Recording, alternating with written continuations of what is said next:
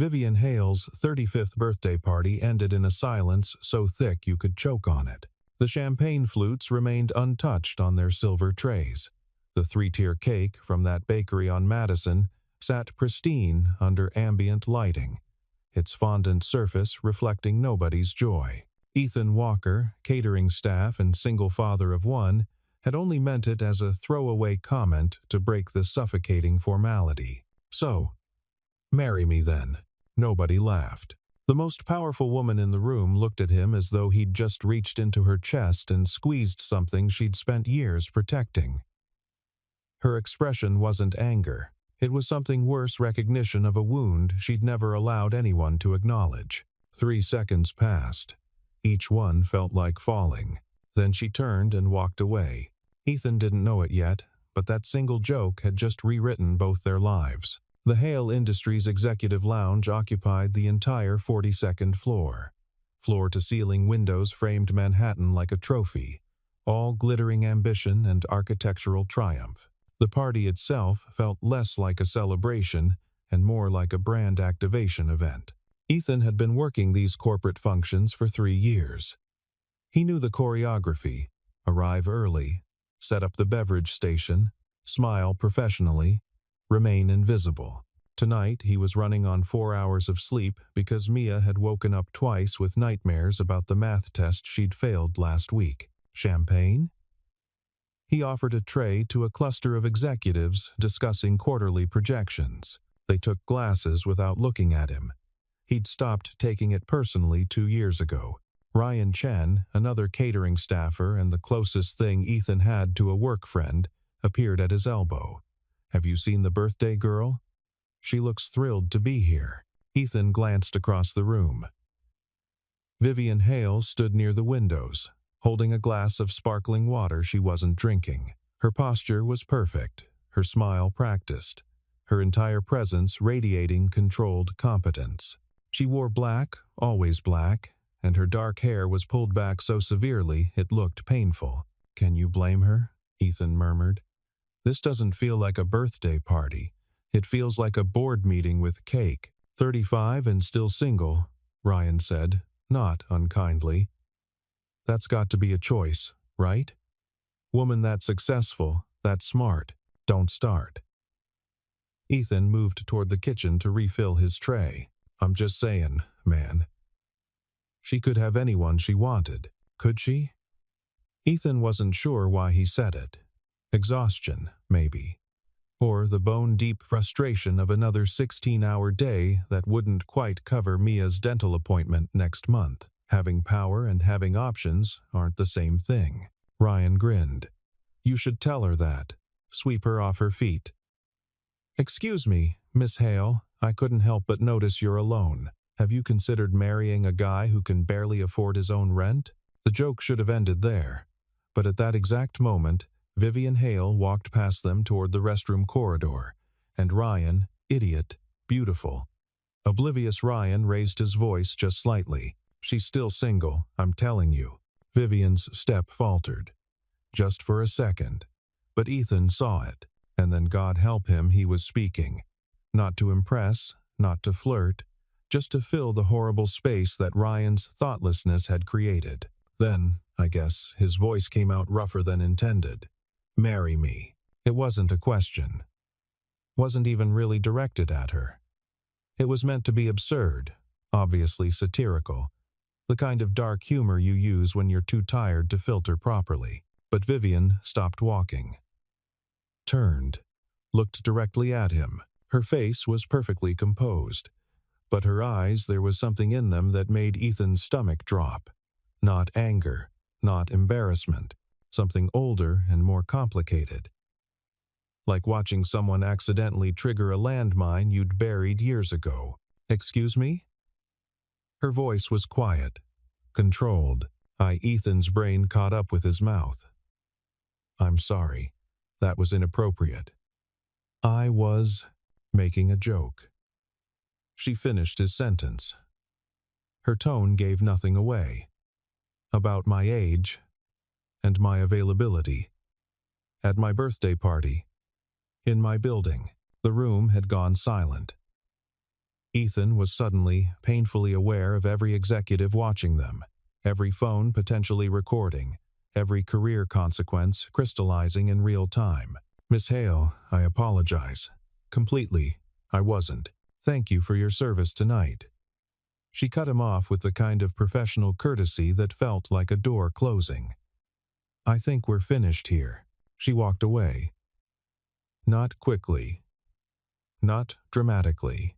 Just away. The party dissolved within 10 minutes. Guests found excuses, checked their phones, remembered early meetings. The untouched cake was boxed up by another catering employee. Ethan didn't know. The champagne went back into storage. Ryan wouldn't look at him. Nobody would. Ethan finished his shift in a fog of adrenaline and dread, cleaning surfaces that were already clean, stacking chairs that didn't need stacking. At 10:47 p.m., he clocked out, rode the service elevator down 42 floors, and stepped into the November cold. His phone showed 3 missed calls from Mia's school and a text from his ex-mother-in-law. "Mia's asking for you. When are you coming?" He'd ruined everything. And for what? The subway ride to Ridgewood took 40 minutes. He spent all of them staring at his reflection in the window, watching himself disappear and reappear as the train moved through tunnels and stations. What had he been thinking? He hadn't. That was the problem. He'd been too tired, too stretched thin, too fucking tired of being invisible. And for one stupid second, he'd spoken like someone who mattered. Now he'd pay for it. They always did. People like him. People who forgot their place. Ethan picked up Mia at 11:30 p.m. from his ex-mother-in-law's house in Ridgewood. The porch light was off Brenda's passive-aggressive way of saying he was late again. "Daddy." Mia burst through the door before he could knock, all 7 years of her colliding into his legs. She smelled like apple shampoo and the vanilla candles Brenda kept everywhere. "Hey, sweetheart." He crouched down, pulling her into a proper hug. "Grandma said you're always late now." Mia's voice held no judgment, just observation. She had his gray eyes and her mother's stubborn chin, the only 2 things Sarah had left them before she'd decided marriage and motherhood weren't authentic to her journey, and moved to Portland with a yoga instructor named Kai. "I know, baby. I'm sorry." Brenda appeared in the doorway, arms crossed. She'd never forgiven him for not stopping Sarah from leaving, as if he'd had any power over a woman who'd already mentally checked out. "She had dinner at 6, Brenda said. "Bath at 8. She's been waiting up for you for 3 hours. "I know." "Thank you for watching her. You need to figure something out, Ethan. This isn't sustainable." "I know." He stood, keeping one hand on Mia's shoulder. "I'm working on it." The drive home, a 12-minute bus ride because he'd sold the car 8 months ago, was quiet. Mia pressed against his side, humming something from that animated movie about singing animals. She didn't complain about being tired. She never did. Their apartment was a 1-bedroom in a building that had been up and coming for 30 years. Mia slept in the bedroom. Ethan had a pull-out couch in the living room that only sometimes unfolded correctly. He got her ready for bed, read 3 chapters of the book about dragons and unlikely friendships, and stayed until her breathing evened out into sleep. Then he sat in the dark living room, staring at his phone. No messages from work. That could be good or catastrophic. He pulled up his banking app. $247 until Friday. Mia's after-school program was $180 a week. Groceries, maybe $60 if he was careful. That left $7 for everything else. His health insurance through Hale Industries was the only reason they survived. Mia's ADHD medication alone was $400 a month without coverage. If he lost this job, his hands were shaking. He'd joked about marriage to a woman who could erase him with a signature. A woman who probably had lawyers on speed dial. A woman whose birthday he'd just ruined with his exhausted, thoughtless mouth. What would he tell Mia? How would they manage? The apartment suddenly felt very small and very cold. Meanwhile, 42 floors above Manhattan, Vivian Hale stood in her corner office and looked at nothing. The party debris had been cleared. Her assistant had left flowers and a handwritten card on her desk. "Happy birthday, Miss Hale. Wishing you all the best," in handwriting too perfect to be sincere. She'd received 47 birthday messages today, most from business contacts. Some from family members she saw once a year. 2 from friends, if you could call them that anymore. None of them felt real. The joke hadn't been funny. But it hadn't been cruel either, just careless. The way people are when they don't know they're stepping on landmines. "Marry me." She'd heard versions of that joke before. Usually from men who couldn't understand why a woman with her money and her resume wasn't attached to someone. Why she ate lunch alone. Why she never brought anyone to company events. As if being alone was a problem to solve instead of a choice she'd made after Kenneth. Kenneth, who'd proposed 4 years ago with a 3-carat ring and a PowerPoint presentation about their strategic partnership potential, who'd had his assistant schedule their intimacy into his calendar like client meetings, who'd suggested she consider stepping back from the CEO role after children. Because someone needs to be the primary caregiver, and my career trajectory is frankly more established. She'd said no. He'd acted surprised, as if she'd broken a contract they'd never actually negotiated. That was the last time she'd let anyone close enough to ask. The catering worker Ethan, his name tag had said, hadn't been asking, hadn't been suggesting anything at all. He'd just been tired and stupid and probably didn't mean a single word. But for a second, when he'd said it, she'd felt something sharp and hot under her ribs. Not attraction. Recognition. He'd looked at her like she was lonely. Because she was. And that was somehow worse than all the strategic partnership proposals in the world. Vivian picked up her phone, pulled up the employee directory, found his name. Ethan Walker. Catering Services. ID #74521. She stared at the profile, no photo, just basic information. Hired 3 years ago, no disciplinary notes, no complaints. She should fire him. It would be cleaner, easier. Instead, she set the phone down and stood there in the dark, surrounded by everything she'd built, wondering why success tasted like chalk. The email arrived at 7:48 a.m., just as Ethan was dropping Mia off at school. From v.hale@haleindustries.com to e.walker@haleindustries.com. Subject: Meeting request. Mr. Walker, please report to the executive floor at 2 p.m. today. Reception will direct you. V. Hale. No explanation. No context. Just the digital equivalent of a summons. Mia was pulling on his hand, trying to show him the art project taped in the school hallway. "Daddy, look, that's the one I made with the purple." "That's beautiful, sweetheart." He barely saw it. His vision had tunneled to the phone screen, to those 12 words that might as well have been a termination notice. "You're not looking. I'm sorry." He crouched down, forced himself to focus on her face. She pointed to a construction paper tree with googly eyes.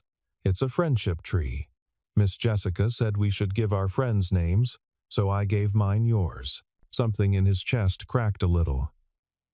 "I love it. It's perfect. Are you okay? You look scared. Kids saw everything." "I'm fine, baby. Just thinking about work. Is it bad?" "I don't know yet."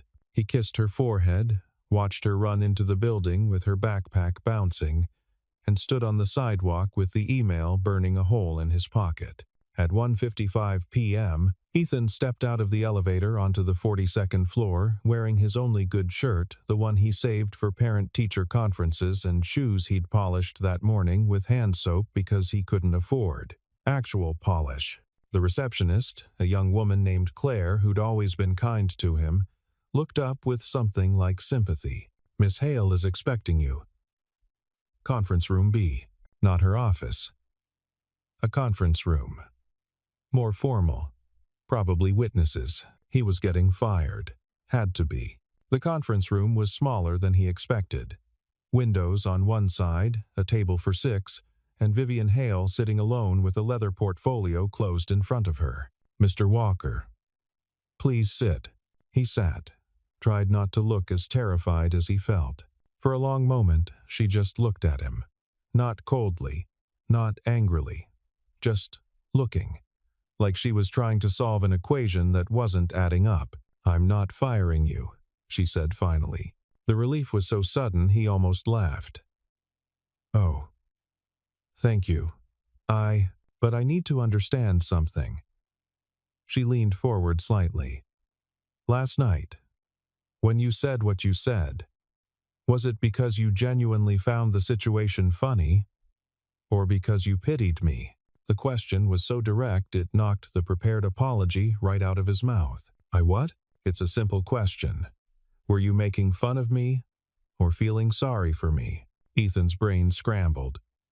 "Neither. I wasn't thinking at all. My coworker made a stupid comment, and I was trying to make it less awkward, and instead I made it worse, and I'm so sorry. Why would my being single be awkward?" He stopped, stared at her. She wasn't letting him off easy. She wanted a real answer. "It shouldn't be," he said slowly, "but people, they treat it like it is. Like there's something wrong with choosing not to. I don't know. Partner up, according to schedule. And you? Do you think there's something wrong with it?" "No," he meant it. "I think people make assumptions. About women especially. That you must be too picky, or too focused on work, or—" He stopped himself. "I'm sorry. This isn't appropriate." "What's not appropriate?" "Me. Talking to you like we're equals. We're not. Because I'm your employer. Because you're you, and I'm a guy who serves drinks and cleans up after parties. You could destroy my life before lunch and not remember it by dinner." The words came out harder than he'd intended. But they were true, and he was tired of pretending otherwise. Vivian's expression shifted.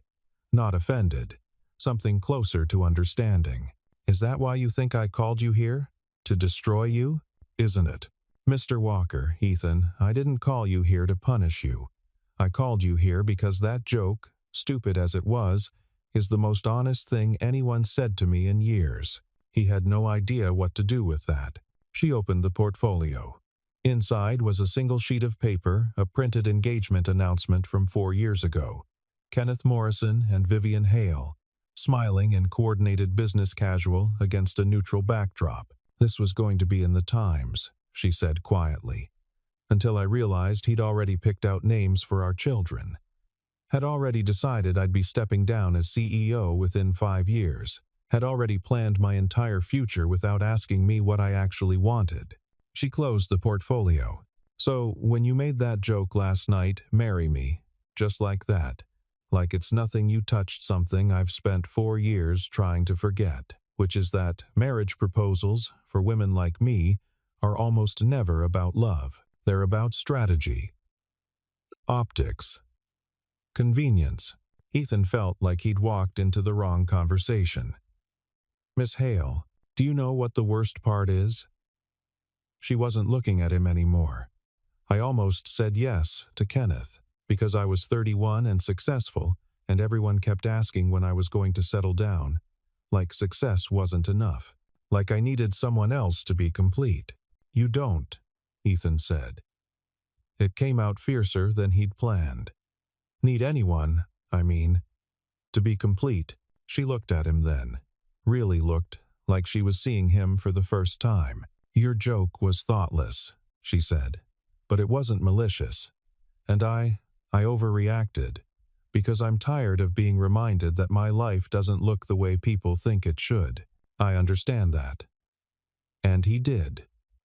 Every parent-teacher conference where he showed up alone, every school form that asked for mother's name, and he had to write N.A., every pitying look from married parents who couldn't imagine raising a kid solo. Probably more than you'd think. Something passed between them then. Not attraction, not pity. Just recognition, two people who'd been judged by the shapes their lives didn't take. "I'm sorry," he said again. For real this time. Not because I'm scared of being fired, but because I hurt you, and you didn't deserve that." Vivian nodded slowly. "Apology accepted. And I'm sorry for making you think I'd ruin your life over one bad joke. You could have. I could have, but that's not the person I want to be." She stood, signaling the meeting was over. Ethan stood too, relief and confusion mixing into something he couldn't name. At the door, she paused.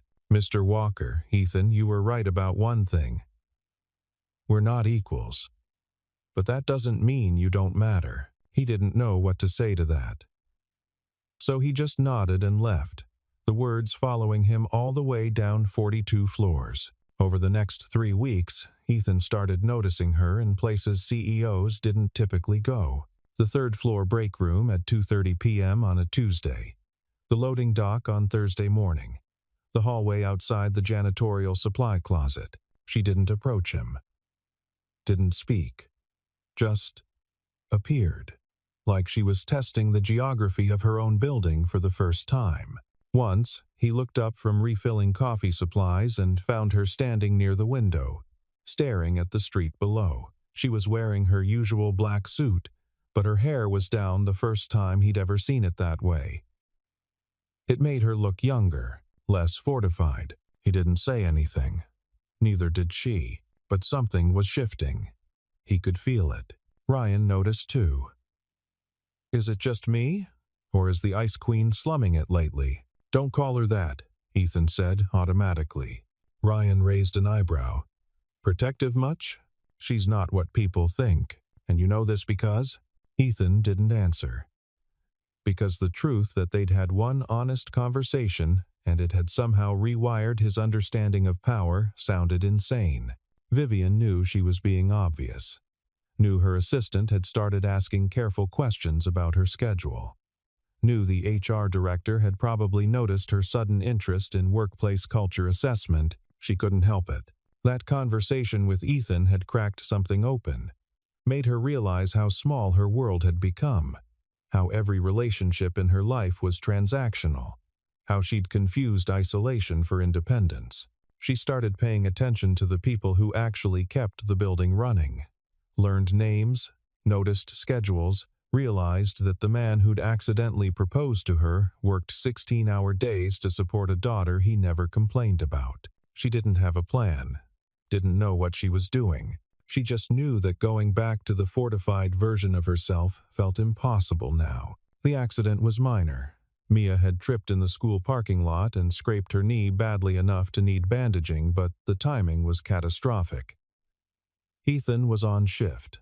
Brenda was in Connecticut visiting her sister. The school needed him there immediately. His supervisor, a perpetually stressed woman named Marion, did not take the news well. "Ethan, I can't keep covering for you. We're understaffed as it is. I know. I'm sorry. But she's 7, and she's scared, and there's no one else." Marion pinched the bridge of her nose. "Bring her here. Keep her in the break room. But if she causes any disruption, she won't, I promise." Mia sat on a bench in the employee break room, her knee bandaged, clutching the stuffed rabbit she'd insisted on bringing. She was being so quiet, so good, trying not to be a problem. It broke Ethan's heart. "You okay, sweetheart?" "I'm fine. Does it look bad? For you to bring me here?" "Don't worry about that. You're more important. Grandma says I make things hard for you." Ethan knelt down in front of her. "Grandma is wrong. You are the best thing in my entire life. Don't ever forget that." She nodded, but he could see the doubt in her face. 7 years old and already learning to feel like a burden. He had to get back to the event, some product launch on the 30th floor, but he couldn't leave her alone. "I'll be right back, okay?" 10 minutes. "There are books in my bag." "Okay, Daddy." He made it 9 minutes before he heard the voice. "You must be Mia." He ran back to the break room to find Vivian Hale sitting on the bench next to his daughter, examining the stuffed rabbit with apparent seriousness. "What's their name?" Vivian asked. "Clover," Mia said. "She's a girl rabbit. Clover is an excellent name." very dignified. Ethan stood in the doorway, paralyzed. "Miss Hale," Vivian looked up. "Ethan, your supervisor mentioned Mia was here. I hope it's all right. I heard there was an injury. It's just a scraped knee. I'm sorry, I'll keep her out of the way. She's not in the way." Vivian turned back to Mia. "I used to fall down a lot when I was your age. I have a scar on my elbow from trying to climb a tree I had no business climbing." Mia's eyes went wide. "Really? You climbed trees?" "All the time. Drove my mother crazy." Ethan watched his daughter warm to this stranger in the expensive suit, watched Vivian respond with a gentleness he hadn't known she possessed, and felt something dangerous take root in his chest. After a few more minutes of conversation about trees and rabbits and favorite colors, Mia said something that made them both stop. "You're like the princess in the tower." Vivian blinked. "What?" "In my book. There's a princess who lives in a really tall tower, and she has everything she needs, but she's still sad because she's all alone. You remind me of her." The silence that followed was profound. Ethan wanted to apologize, to explain that Mia sometimes said things without filters, but Vivian spoke first. "You're very perceptive, Mia."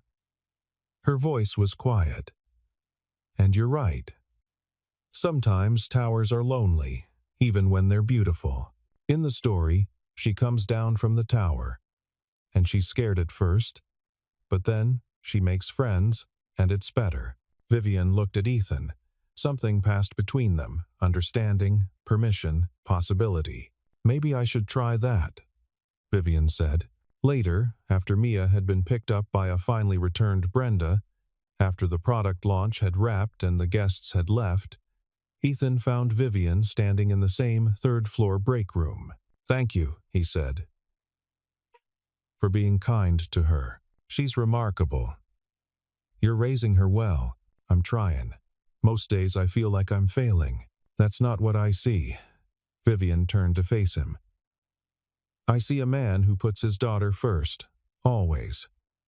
Who works impossible hours and never complains. Who apologizes when he's wrong and stands up when he needs to. You barely know me. I know enough?" She paused. "She's your whole world." "You said that. She is. I don't have that. A whole world.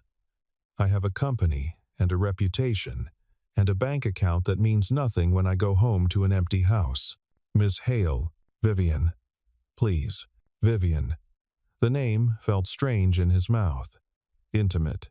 Your life isn't empty.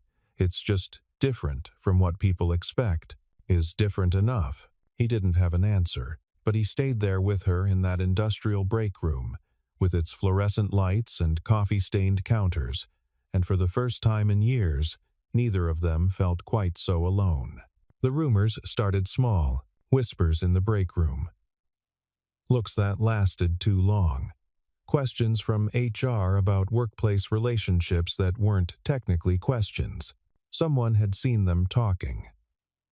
Multiple times. In places that seemed deliberately private. The story grew teeth. Single dad seduces CEO for job security. CEO having crisis, slumming with staff. What's really going on between them? Ethan felt it first in the schedule changes. Suddenly he was working overnight shifts, weekends, events where Vivian wouldn't be present. Then came the isolation. Coworkers who'd been friendly turned cold. Ryan stopped sitting with him at lunch. Marion started documenting every minor mistake, coffee temperature, uniform cleanliness, arrival times. He could handle it. Adults whispering didn't hurt him. But when Mia came home from school crying because another kid had said your dad is trying to marry someone rich so you don't have to be poor anymore, something in him snapped. She'd heard it from her classmate's mother. Who'd heard it from someone who worked at Hale Industries. Who'd heard it from someone else. The gossip had escaped the building and infected his daughter's life. That night, after Mia finally cried herself to sleep, Ethan sat in the dark and made a decision. He wasn't disappearing, wasn't apologizing for something he hadn't done, wasn't teaching his daughter that rumors win. The HR office was on the 15th floor. Ethan requested a meeting through the proper channels, waited 3 days for approval, and showed up with a folder of documentation. The HR director, a woman named Patricia Downs, who'd been with the company for 20 years, looked surprised to see him. "Mr. Walker, please." "Sit." He sat, placed the folder on her desk. "I'm here to file a formal complaint about workplace harassment." Patricia's eyebrows rose. Harassment? Schedule retaliation, social isolation, hostile work environment, and most critically, the spread of unsubstantiated rumors that have now affected my child. He opened the folder. Inside were printouts of his schedule changes, timestamps of conversations, a note from Mia's school counselor about the bullying incident. "I have done nothing inappropriate. I have not violated any company policy. I have not engaged in any conduct that would warrant this treatment. But because I had one conversation with Miss Hale, a conversation she initiated. In a professional setting, I'm being systematically pushed out." Patricia reviewed the documentation carefully. "These are serious allegations. They're supported by evidence. I'm not asking for special treatment. I'm asking for my job to be evaluated based on my work, not on what people assume about my personal life." "Has Miss Hale?" "Miss Hale has been nothing but professional. This isn't about her. This is about employees who think they can weaponize gossip." Patricia closed the folder. "I'll need to investigate this." "I understand. But while you investigate, I need my schedule corrected. And I need a formal statement from this office that the rumors are unsubstantiated and will not be tolerated. My daughter is 7 years old. She shouldn't be crying about something she doesn't understand because adults can't mind their business." For the first time since entering the office, Ethan felt the full weight of his conviction. He wasn't begging, wasn't apologizing. He was demanding the dignity he'd earned. Patricia nodded slowly. "I'll schedule a meeting with your supervisor, and I'll draft a statement regarding workplace conduct." "Thank you." As he stood to leave, she said, "Mr. Walker, for what it's worth, I believe you, and I'm sorry this happened. It wasn't justice, but it was a start." The management meeting was scheduled for Thursday at 10 a.m. Department heads only. Vivian rarely attended these. Her time was better spent on strategic planning, but this time she'd requested the invitation herself. Patricia Downs presented the harassment complaint in clinical terms. No names at first, just facts. Schedule manipulation, documented retaliation, rumors affecting an employee's family. Then she named Ethan Walker. The room shifted. Vivian watched faces carefully, saw the knowing looks, the barely concealed judgment. Marion, the catering supervisor, spoke first. "With all due respect, Miss Hale, this employee has been difficult lately. The schedule changes were due to operational needs. Show me the documentation." Vivian said quietly, "I'm sorry? Operational needs require documentation. Show me the staffing analysis that justified moving Mr. Walker to overnight shifts exclusively." Marion's face went red. "It was. I made a judgment call based on rumors. Which is exactly what Mr. Walker is alleging." The room went silent. Vivian stood. She rarely stood during meetings. It was an intimidation tactic she'd abandoned years ago, but this required it. "I want to be absolutely clear about something. Ethan Walker did nothing wrong. He made a poorly timed joke at my birthday party. I accepted his apology. That should have been the end of it." "Miss Hale," someone tried to interrupt. "I'm not finished." Her voice didn't rise. Didn't need to. "What happened instead is that employees, many of whom are in this room, decided to punish him for something they imagined. They created a narrative about his character, about his intentions, about his relationship with me, and they did it without a single piece of evidence." She looked directly at Marion. "You changed his schedule to make his life harder, because you assumed he was using me, Because in your mind, someone in his position couldn't possibly be a person I'd speak to otherwise. I didn't mean. What you meant doesn't matter. What you did was retaliate against an employee for something that existed entirely in your imagination. And in the process, you hurt his child. The room was frozen. Here's what's going to happen. Mr. Walker's schedule will be restored to his original shifts. There will be a company-wide memo about workplace conduct and the consequences of spreading unsubstantiated rumors. And every person who participated in ostracizing him will receive a formal warning in their file. Miss Hale, Patricia said carefully, there may be questions about your proximity to this situation. Then let me answer them now. I spoke with Mr. Walker twice, once to accept his apology, once when his daughter was injured at school. Both conversations were appropriate. Both were professional. And if anyone in this company has a problem with the CEO speaking to a catering employee, they're welcome to find work elsewhere. She gathered her materials. This meeting is over. Patricia, please prepare the memo. I want it sent by end of day. As she walked out, she heard someone whisper, "She's protecting him." She stopped, turned back. No, I'm protecting the principle that nobody in this company should be punished for something they didn't do. If that makes me protective, then yes, I am. The memo went out at 4:47 p.m. Work. Workplace conduct and professional standards. It has come to management's attention that certain employees have engaged in behavior inconsistent with Hale Industries' values of respect and professionalism, spreading rumors, engaging in retaliation, and creating hostile work environments will not be tolerated.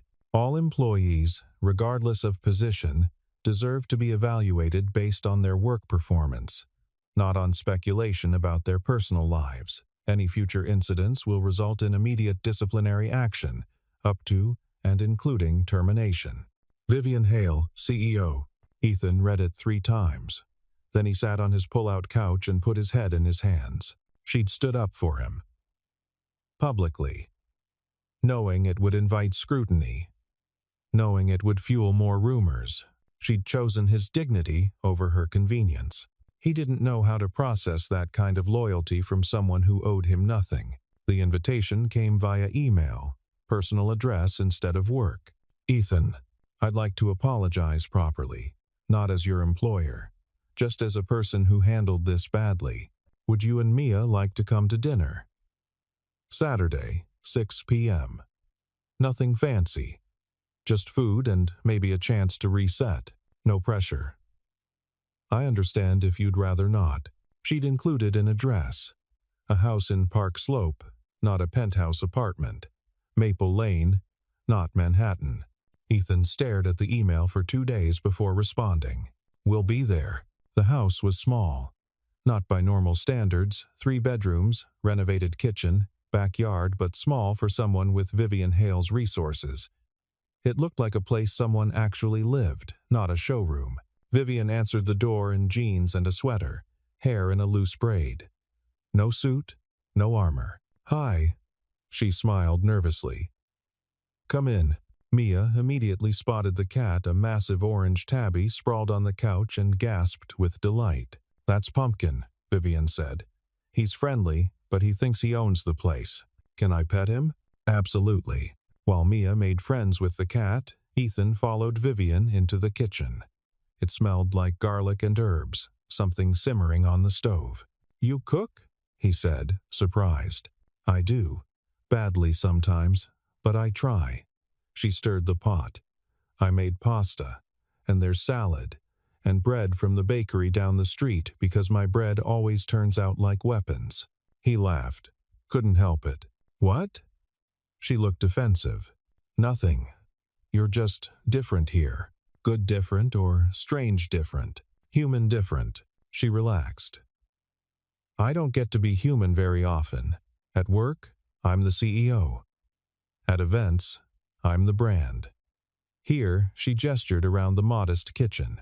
Here, I'm just someone who burns garlic and can't fold fitted sheets. They ate at the kitchen table, the 3 of them, with Pumpkin supervising from his perch on the windowsill. Mia talked about school, about her math test, still struggling, about the Friendship Tree project. Vivian listened like every word mattered. After dinner, Mia helped clear plates. Ethan had taught her that, and then fell asleep on the couch with Pumpkin, her head on a throw pillow decorated with sunflowers. Ethan and Vivian stood in the kitchen, washing dishes in comfortable silence. "Thank you," Ethan said finally, "for the memo, for this, for treating her like she matters. She does matter. So do you." Vivian dried a plate carefully. "I'm sorry it took a crisis for me to realize how toxic that place had become. It's not your fault. It's my company. Everything that happens there is my responsibility. You can't control how people think. No. But I can control how I respond when they're wrong." She set down the dish towel, looked at him directly. "Can I ask you something? And you can absolutely say no." "Okay." That joke. At the party. The question knocked the air out of his lungs. I wasn't. "I know. But hypothetically," Ethan leaned against the counter. "Thought about it. Really thought. Partnership," he said finally. "Not a transaction. Not a strategy. Just someone who sees you and stays anyway. Even the messy parts? Especially the messy parts." Vivian nodded slowly. "I've never had that. The staying. Neither have I. My ex-wife left because I wasn't enough. Or I was too much. I'm still not sure which. Maybe she didn't deserve you. Maybe neither of us deserved each other." He looked at her. "What about you?" "Kenneth?" Kenneth wanted a wife who looked good in holiday cards and didn't challenge him. "I wanted someone who saw me as a person, not a resume." "You're definitely a person." She smiled.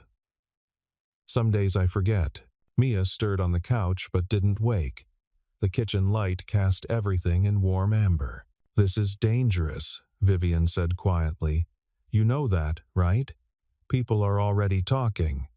If this becomes something, then let them talk. I'm tired of living like other people's opinions matter more than my own life. Your job. I'll find another one if I have to. But I won't pretend you're not."